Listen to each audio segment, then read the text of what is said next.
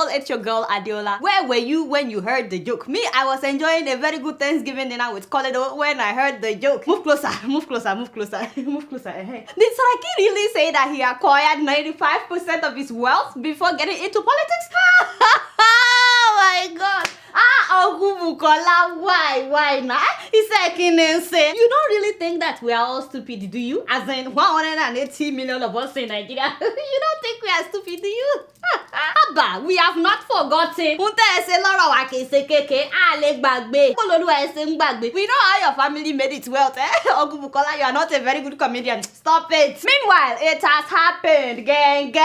Did you guys hear that the former Minister of Foreign Affairs, Ambassador Bagudu Hesse, was kidnapped? Yeah, so at the Kaduna home of Alhaji Maman Daura, and that is the president's nephew, you know, the one that a lot of people have been saying, not me, just people, they are saying that he is the real president, as in is the one controlling things. You guys didn't hear that from me, so you cannot quote me. But that is the man that travels with Buhari everywhere he goes, and he doesn't have any official title. By the way, they wanted to pick him up too, but you know, he escaped. But thank God that the ambassador has been released. By the way, the week before that, police announced that they foiled an attempt to kidnap billionaire Femi Otedola. The kidnappers were using Otedola's GSM line to monitor his movement. And before that, CBN governor's wife was also kidnapped. In fact, many Obas, chiefs, monarchs, they've been kidnapped recently. Do you guys see what I'm seeing? Because what I'm seeing is starting to resemble what I see. So, sure you get it. Kidnappers are now everywhere in Nigeria. That is what I'm trying to say. Not just in the Niger Delta. In fact, nobody is safe now. Benny, I know that there are kidnappers in every country, but our own is just getting worse by the day.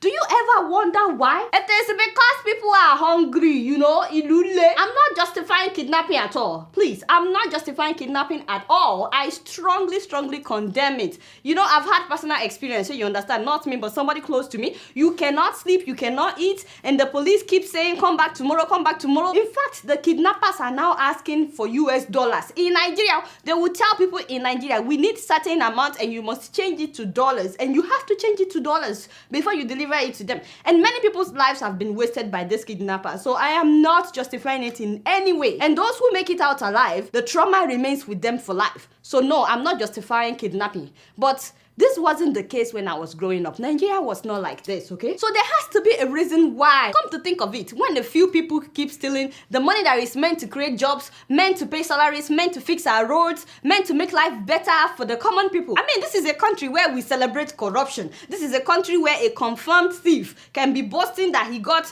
95% of his wealth from his family. When this is happening, people would resort to crime for survival. You get what I'm saying? Do you know what it's like to work and not get paid for your hard-earned money for 7 months? In fact, some people a whole year, and they have kids to feed. Do you know what it's like to graduate from the university? Your parents are very hopeful, and then you don't get a job for 6 years. Do you know what that is like? And again, I'm not justifying kidnapping. I'm just hoping that the people that are stealing our money would wake up and smell the coffee, because there's something we call ripple effect. Even they are no longer safe. You steal all this money, but you may be robbed by armed robbers on the road. You don't have peace when you sleep because they may break into your house at night. You buy fancy cars, but where is the road to drive them? I saw a video recently where they were delivering a Bugatti Veyron to someone in Nigeria. I don't know when this happened, but it happened in Nigeria. This car is worth $1.5 million, okay? Does it make sense driving that kind of car on our roads? I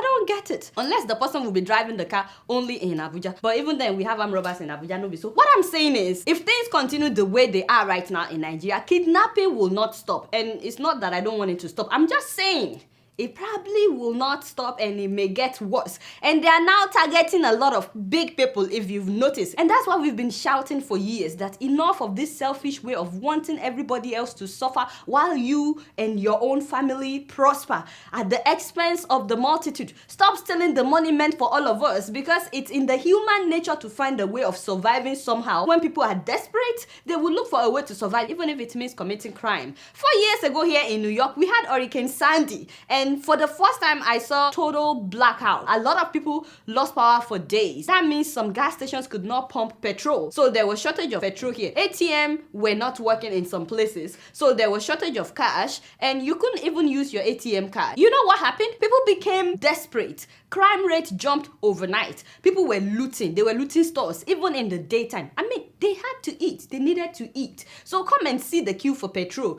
We were fighting over petrol. I thought I was back in Oju Elegba. Why can I ask you if the car's about to stop? You tell me I'm yelling at you like you're yelling at you. I take from this. Don't yell, okay? My hearing is fine. Okay, but there is a line though. Regardless if you drop that in the sky, back here. There's a line back there.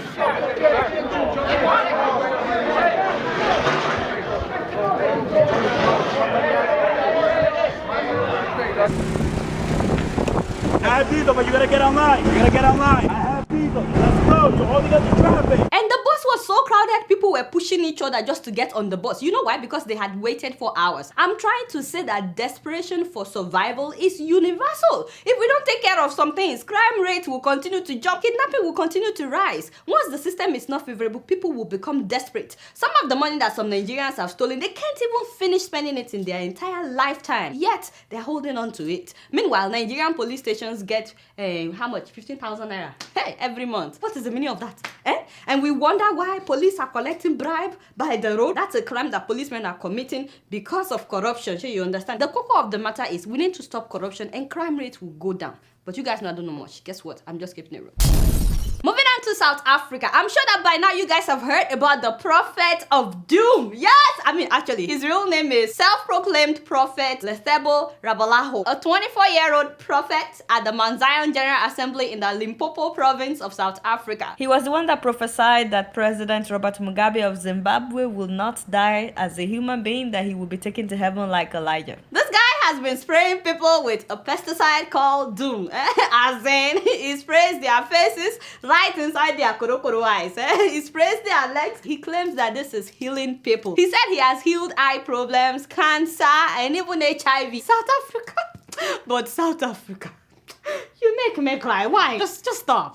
In the meantime, social media is filled with memes about this guy. A lot of people are now buying their own Doom in order to take with them for miracles. Like when you get to the ATM trying to withdraw money and there's no money left, just spray the thing and say, no insufficient fund formed against you shall prosper. Voila, money will start coming out. My brother. Even if your balance was zero, trust me, money will start coming out. As a matter of fact, they've completely relabeled the product. Now it says kills bugs and demons. Even Jacob Zuma could smell the Doom. He was like, what does that smell? What is that smell? In fact, people can now ride the Doom bus. Many people have been doomed so far, but seriously, forget about the person.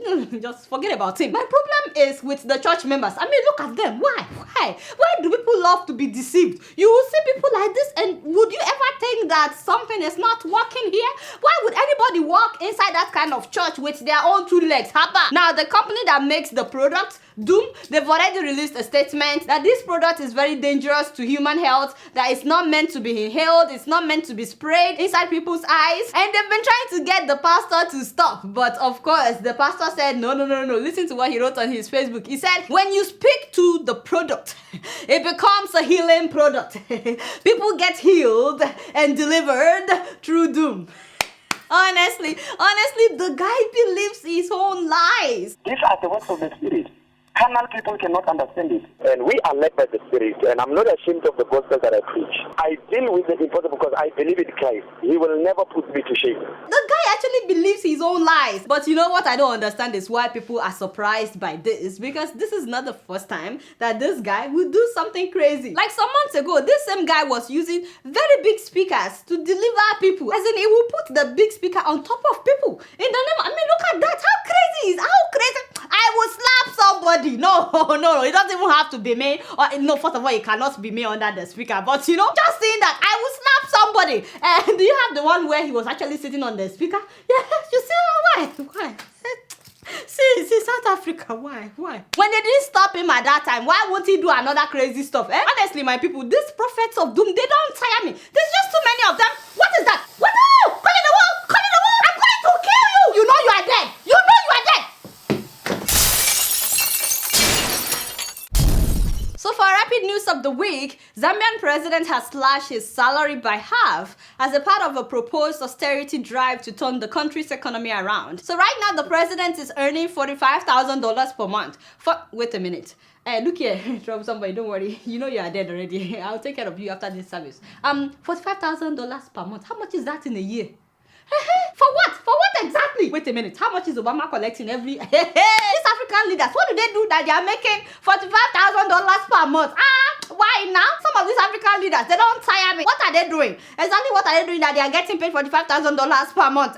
Anyway, some people have been applauding this move that the president cut his salary by half, but some people are skeptical. They are saying that the presidency is yet to announce how they would use the remaining half of his salary once they cut his salary into half. And people want to know what they would do with the money. As a matter of fact, a lot of people have been sending their suggestions to the presidency on how they want them to spend this money. So we are all waiting to see what will happen. And in Mozambique last week, a petrol tank blast claimed the lives of 73 people. Hundreds of people jolted to collect petrol from the tank that was filled with 30,000 liters. The oil spilled around the trunk when the blast occurred. 43 people were killed instantly on the spot, and more than 100 people were also burnt, including children. Dozens of people are still being treated at the hospital for severe burns. Some of them as much as 50% of their body got burnt. And in Zimbabwe, my Zimbabwe. So last week I saw this video of President Robert Mugabe in Morocco during the climate change conference, and I was so sad. Like, حقوق في السياسات الوطنية كما ستكون هذه القمة الكونية مناسبة لتطوير برامج عمل بشأن المناخ المتوقعة في مخطط باريس. Just look at that. Really, this man is so fragile, very, very fragile. Why is nobody in his family telling him the truth that he needs to talk? Just take time and rest, you know? Just go on vacation. How about at that age, you should not be worrying about things like this. By the way, those people that were standing, you think they were talking about him when he left? في النقاشات والمفاوضات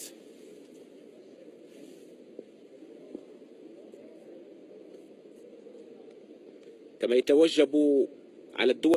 Amebo. They were definitely talking about him. What do you think they were saying? That he needs to retire, that he needs to... That's what I thought. By the way, it was as if Mugabe heard them, because days after that conference, the man announced that he will indeed be retiring. People were like, say what? Mugabe said what?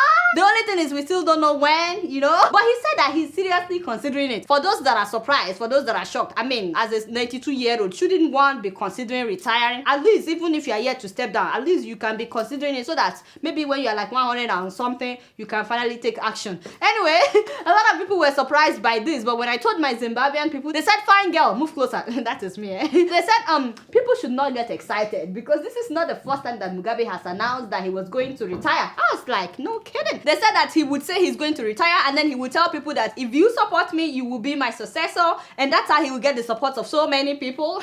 And then he will run for election, he would win and forget about retiring. So they're saying that he uses that to actually get a lot of support. I said to them that you never know, maybe he means it this time, but we would never know until we see it, until we see so. Meanwhile, the First Lady Grace Mugabe has told the ruling party ZANU-PF's Women League that she is already the president of Zimbabwe because as the president's wife, she's the one that plans and does everything with the president. Yes, let me know what you think about that. Grace is already president. By the way, they were asking her that how come she's not even trying to be vice president. She said that is a small job. She wants to be president. Me, I'm thinking, do we even need election in Zimbabwe anymore since Grace is already volunteering to take over? Let me know what you think about this in the comments below. You guys know I don't know much. Guess what? I'm just keeping it real. Growing up in Kenya, my sister and I were very close. But like any sisters, we fought a lot. She always got new clothes, and I always got hand-me-downs. Now, she's putting her children through school in Kenya. We still fight sometimes, especially when I send money for the kids. I tell her, buy some clothes for the younger one, and we both laugh. With nearly 500,000 locations, our app and online, this is moving money for better. Alright y'all, it's been real and I'm keeping it real right up in here. Don't forget to follow me on Facebook, Twitter, and Instagram. Until next week, I'm gonna see y'all later. Peace out.